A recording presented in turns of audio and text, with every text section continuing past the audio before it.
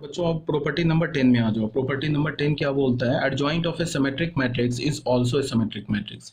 अगर हमारे पास ए मैट्रिक्स है और वो अगर सिमेट्रिक है तो अगर तुम उसका एडजॉइंट निकालोगे ना तो वो भी सिमेट्रिक ही होगा।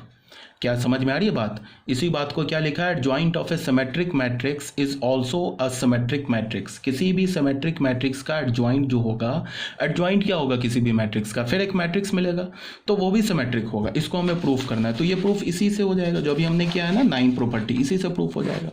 प्रॉपर्टी 10 जो है प्रॉपर्टी 9 से प्रूफ हो जाएगा। अभी हमने क्या प्रूफ किया है? एडजॉइंट ऑफ ए का transpose is equal to adjoint A इसका ट्रांसपोज, और यहाँ पे अगर ए सिमेट्रिक है तो A is equal to A transpose.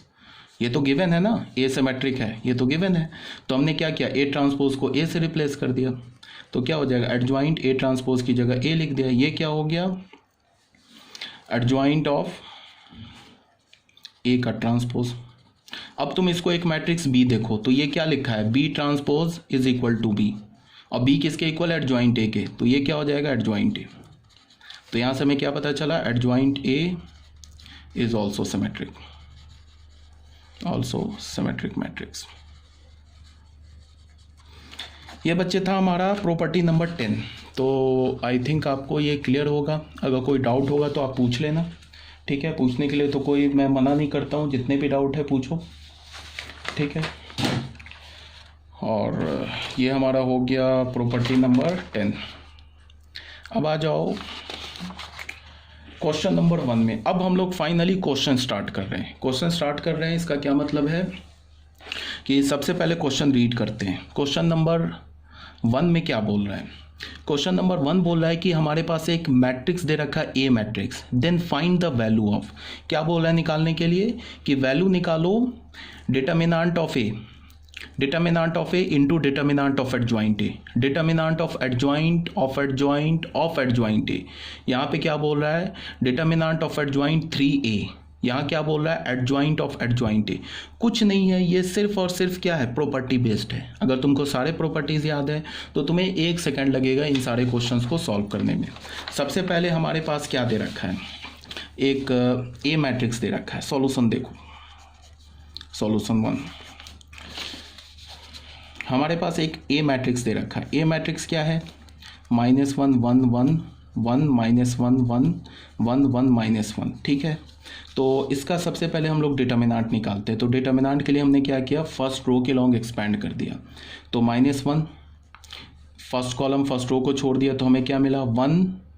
ये क्या हो गया? 1, और यहाँ से क्या हो गया? -1, ठीक है? फिर हुआ -1, सेकेंड कॉलम फर्स्ट रो को छोड़ दिया तो 1 इंटू -1 -1, और ये क्या हो गया? -1। फिर क्या मिला? हमने प्लस लिखा। थर्ड कॉलम और फर्स्ट रो को छोड़ दिया तो 1 इंटू 1 1, और ये -1 तो हो जाएगा ये +1, तो हमें क्या मिल गया? ये तो 0 हो गया। ये क्या हो गया? -1 इंटू -2, और ये क्या हो गया? +1 इंटू 2। ये क्या हो गया? 2 + 2 इज इक्वल टू 4। कोई प्रॉब्लम नहीं है, तो which is not equal to 0, ठीक है? तो this implies that A is a non singular matrix. A हमारा क्या है? नॉन सिंगुलर मैट्रिक्स है। मैं प्रॉपर्टी बताता जाऊंगा। अगर तुम्हें इनिशियल लेवल में भी प्रॉपर्टी याद नहीं है तो रट जाओ, बार बार बोल रहा हूँ, प्रॉपर्टी रटो रटो रटो। पहले क्या बोल रहा है? Determinant of A into adjoint A. First part में क्या बोल रहा है कि इसे प्रूव करो, determinant of A into adjoint of A, इसका वैल्यू निकालो, ठीक है? तो डिटर्मिनेंट ऑफ ए तो ऑलरेडी हमारा निकला हुआ, एडजॉइंट ए निकालना हमें। तो अब मैं प्रॉपर्टी बता दे रहा हूँ। डिटर्मिनेंट ऑफ एडजॉइंट ए मैंने ऑलरेडी बता रखा है।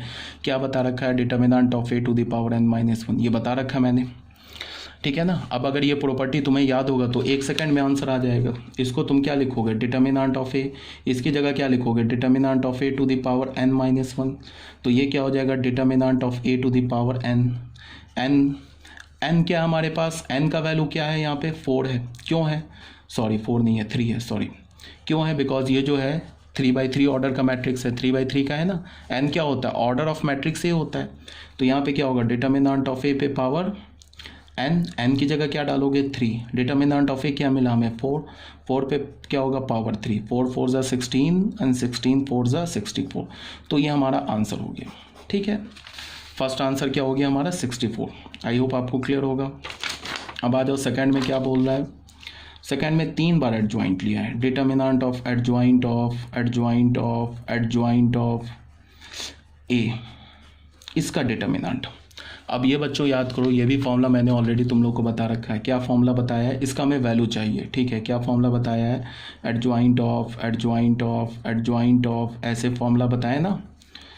यहाँ पे ए, अगर ये एडजॉइंट m टाइम्स रिपीट है, ठीक है, m टाइम्स रिपीट है, और a का जो ऑर्डर है ये n/n है, तो इसका वैल्यू क्या होगा, डिटर्मिनेंट ऑफ a पे power n-1 to the power m। अगर तुम्हें ये याद है तो ये इस क्वेश्चन का आंसर 1 सेकंड में तुम दोगे, ठीक है। हमें क्या चाहिए, हमें चाहिए adjoint of adjoint of adjoint of A, तो ये क्या होगा, डिटर्मिनेंट ऑफ ए पे पावर n क्या है 3, तो 3-1, m क्या है 3 बार एडजॉइंट है तो 3, ठीक है। तो ये क्या हो गया, डिटर्मिनेंट ऑफ ए पे पावर 2 टू द पावर 3, तो क्या हो गया, determinant of A to the power 8। Clear है बच्चों। डिटर्मिनेंट ए क्या हमारा 4, तो 4 टू द पावर 8, 4 को क्या लिख सकते हो 2 स्क्वायर इंटू 8, तो क्या हो गया 2 टू द पावर 16, ये आंसर हो गया हमारा, ठीक है। आई थिंक आपको क्लियर होगा। कोई डाउट है, अगर मैंने थोड़ा ज़्यादा फास्ट सॉल्व कर दिया तो पूछ लेना। तो ये हमारा हो गया, देख लो 2 टू द पावर 16 ये हमारा आंसर हो गया सेकंड पार्ट का। फर्स्ट पार्ट का आंसर हो गया 64, तो हमने 2 पार्ट को सॉल्व कर लिया।